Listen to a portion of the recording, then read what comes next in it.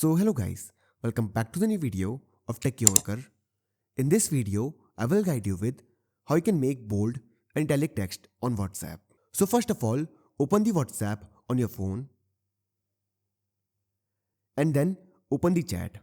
Now to make text italic and bold, you have to put an underscore and the star symbol before and after the text. Let me show you how. So first of all, put underscore and then star symbol.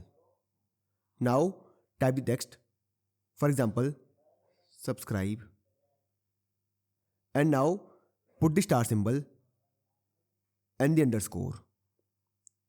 And now this will make text bold and italic. Now you can send it.